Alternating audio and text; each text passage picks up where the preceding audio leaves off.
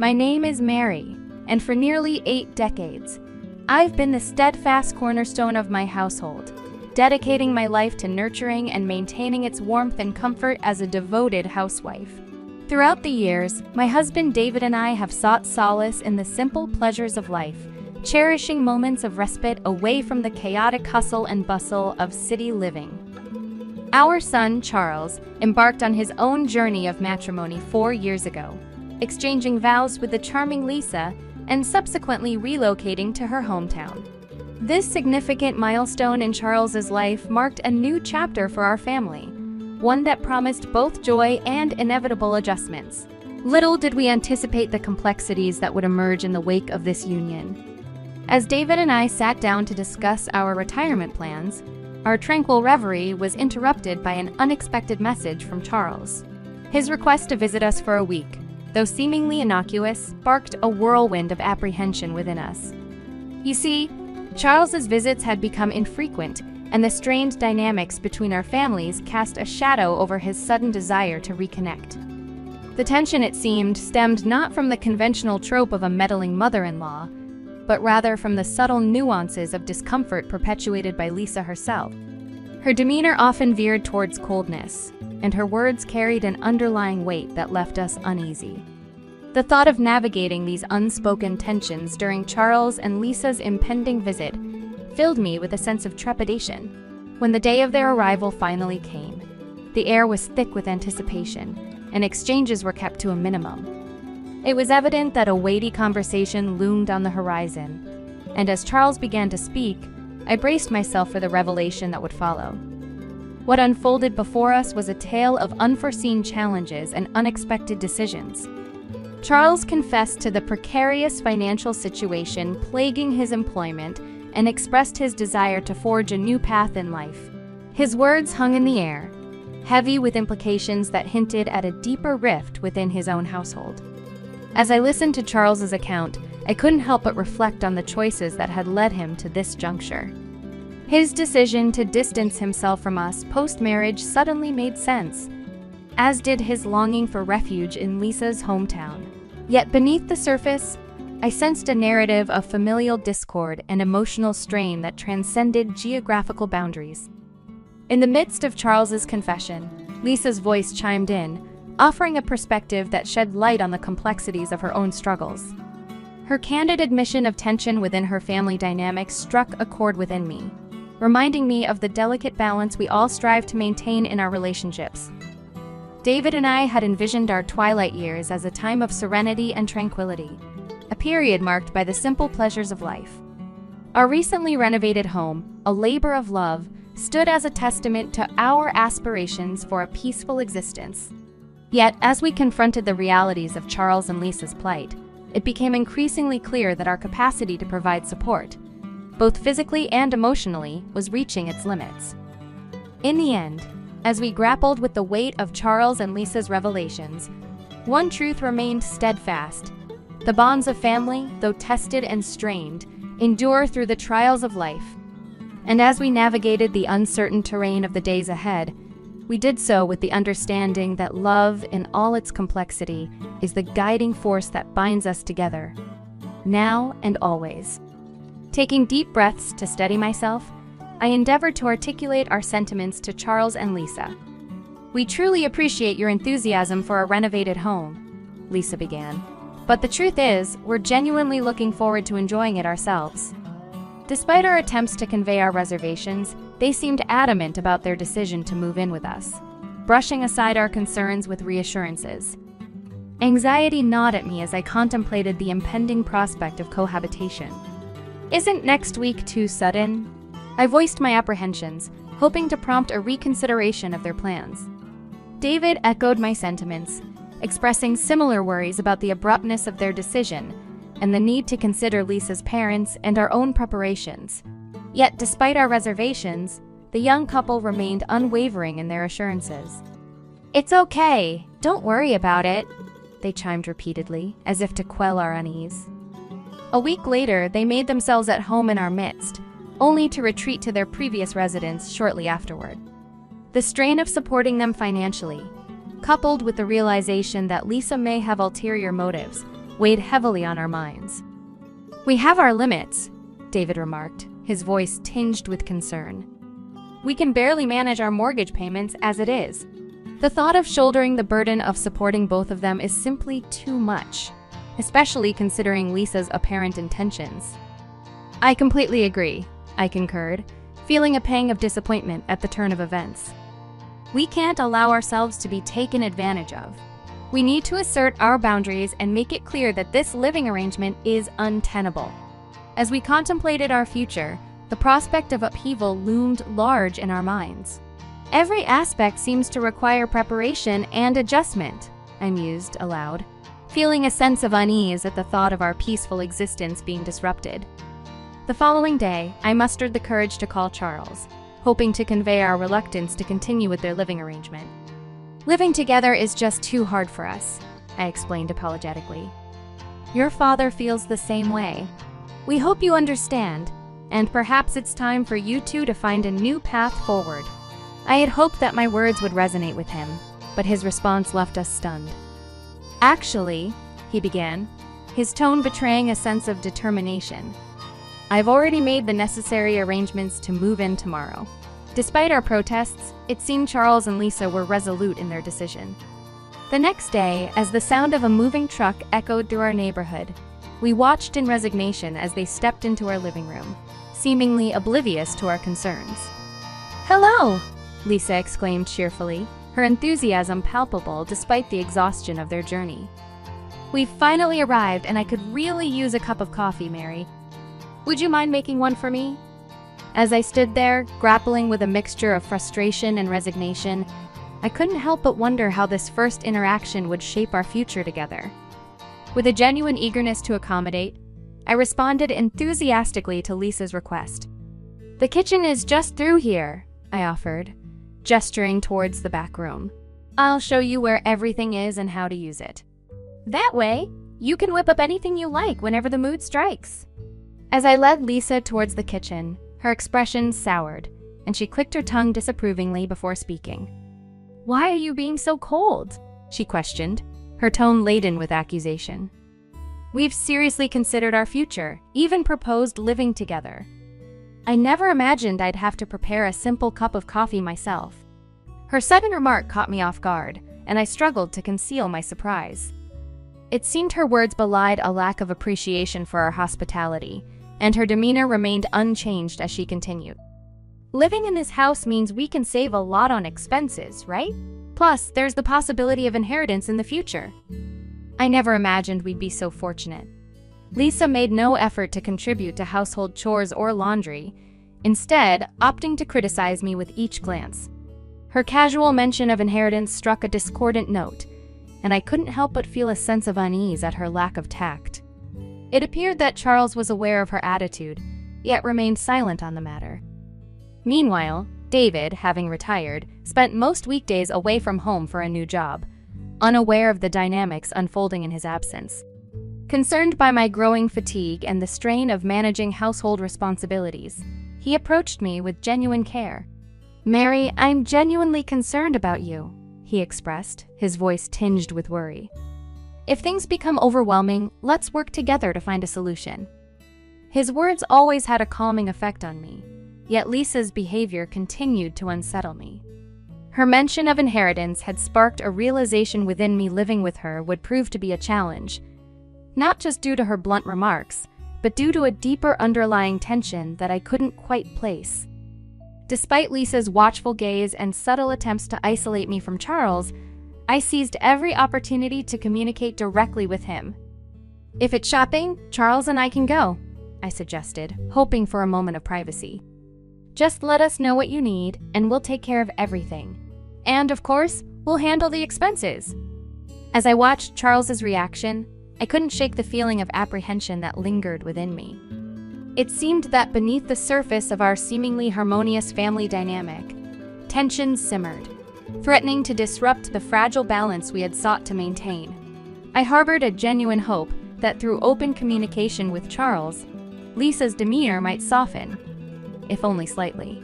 It had been 8 months since we began cohabiting, and during this time, Charles appeared to lack urgency in seeking employment, preferring to lounge around the house. "It's time to start considering finding a job," I gently suggested one day, my concern growing with each passing moment. "Relying solely on us won't be sustainable in the long run. You should think about supporting yourself." Despite my attempts at diplomacy, Charles and Lisa seemed oblivious to the strain their inertia placed on our lives. Each day of their inaction heightened my disappointment and frustration. We found ourselves dipping into our retirement savings, despite still carrying a mortgage on our newly renovated home. It appeared as though Charles remained indifferent to our predicament. As the weight of our circumstances bore down on me, I realized I could no longer endure in silence. I confided in David, who had already sensed my growing discontent. "Mary, it's time to stop enduring," he advised, his concern palpable.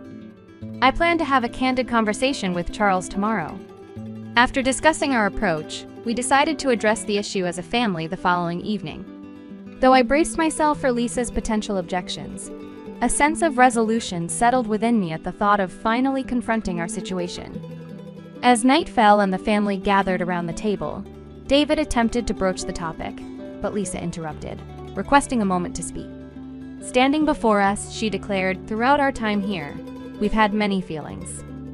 We believe this wonderful house isn't suitable for the two of you." Charles agrees. Her words hung in the air, laden with an unexpected directive. It dawned on me that Lisa intended to invite her own parents to reside in our renovated home. An atmosphere of tension filled the room as I struggled to comprehend the gravity of her proposal. "Are you truly serious?" I questioned, my voice trembling with a mix of shock and confusion. But Lisa remained unfazed, her demeanor haughty as she dismissed our concerns. "We believe you should be grateful for living with us," she retorted, her tone condescending. Stunned into silence, David and I exchanged glances, grappling with the weight of Lisa's audacious request. Eventually, David composed himself enough to address Charles, his tone firm yet measured. "Charles, do you understand the implications of this decision?" he inquired, seeking clarity amidst the swirling chaos of emotions.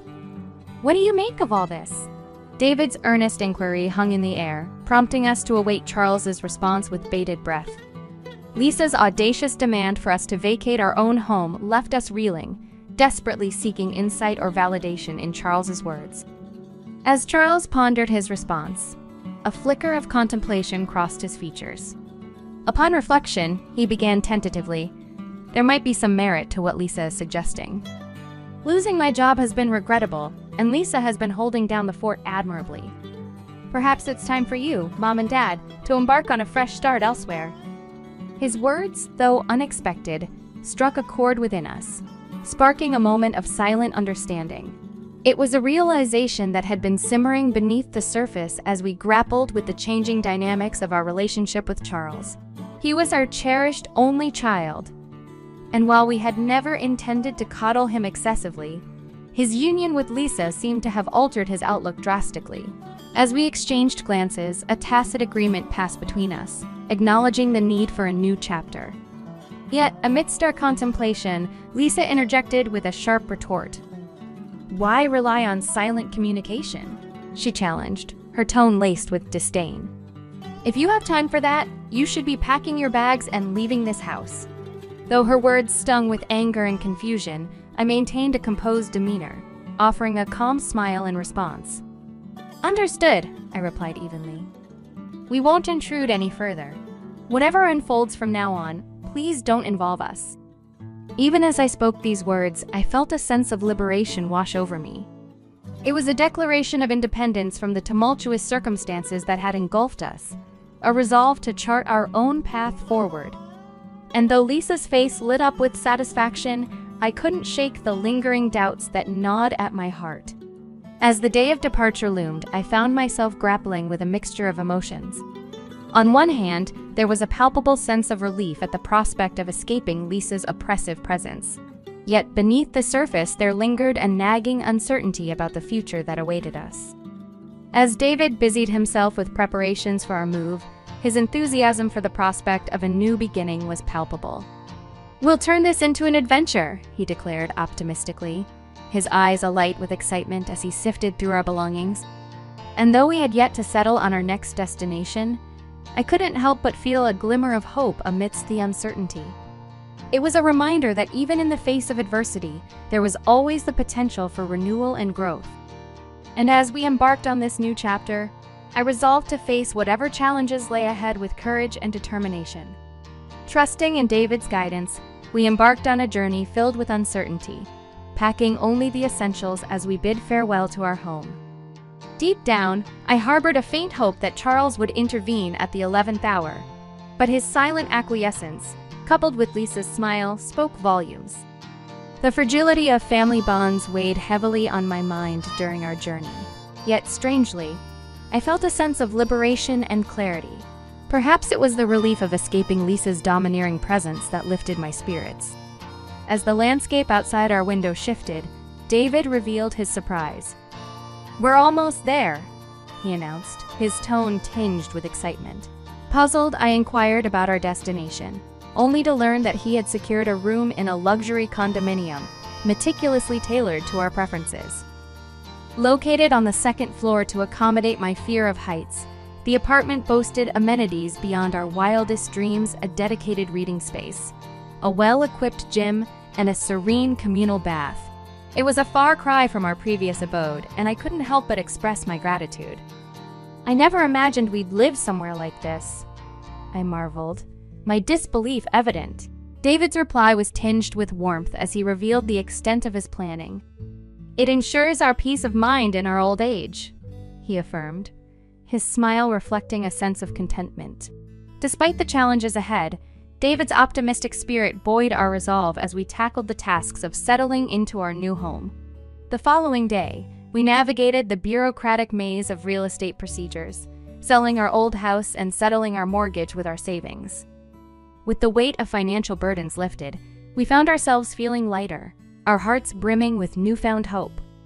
Meanwhile, Charles and Lisa embarked on their own journey, embracing their new family structure with Lisa's parents by their side.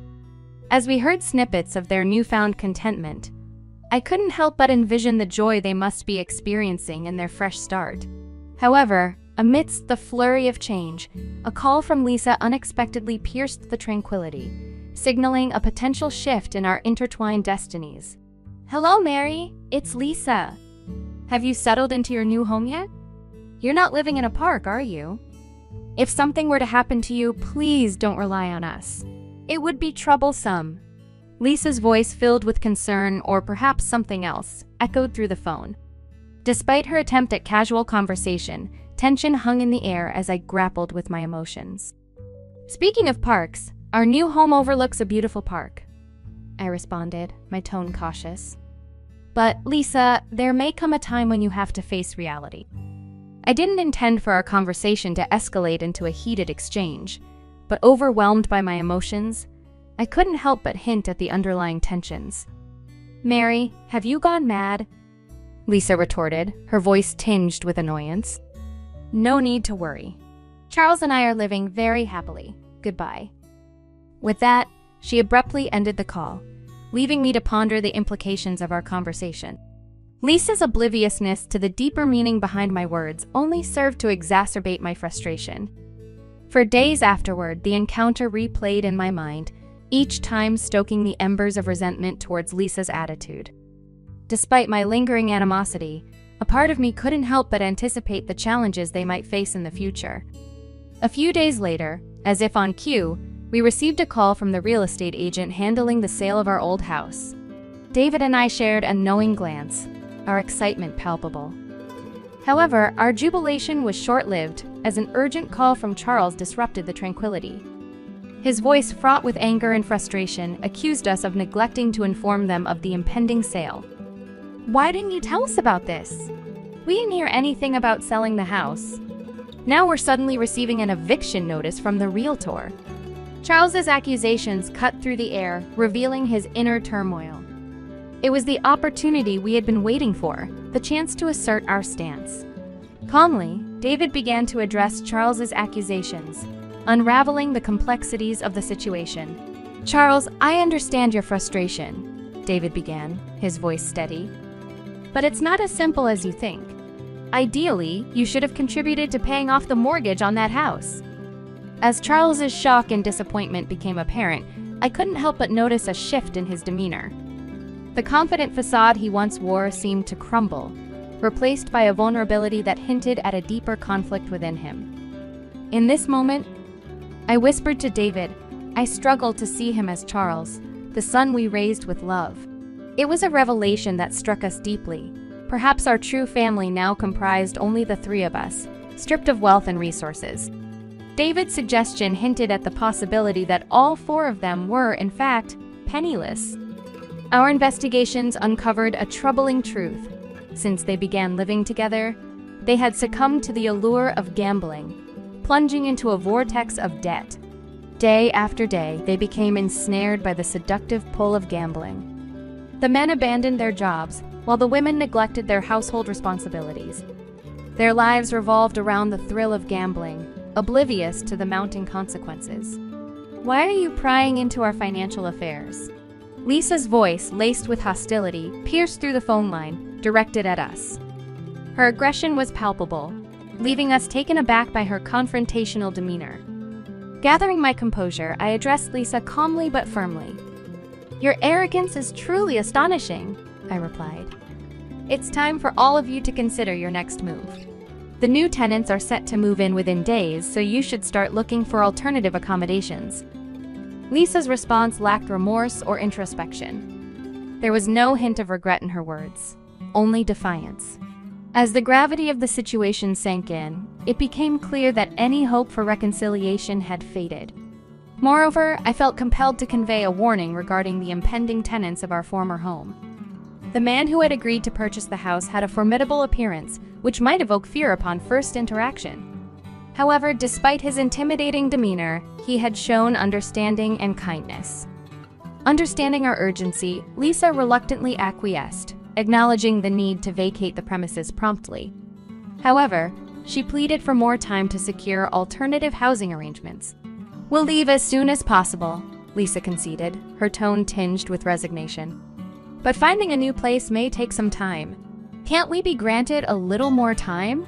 Their plea for an extension tugged at my heartstrings, but given the circumstances, concessions were impossible. The impending danger and uncertainty demanded swift action, leaving little room for leniency. As I listened to Lisa's voice over the phone, a twinge of sarcasm crept into my smile. Her anxious tone betrayed the urgency of the situation, and I couldn't resist a slightly sardonic response. "You don't have much time left," I remarked dryly, offering one last piece of advice before bidding her farewell. "So choose your actions wisely. Goodbye."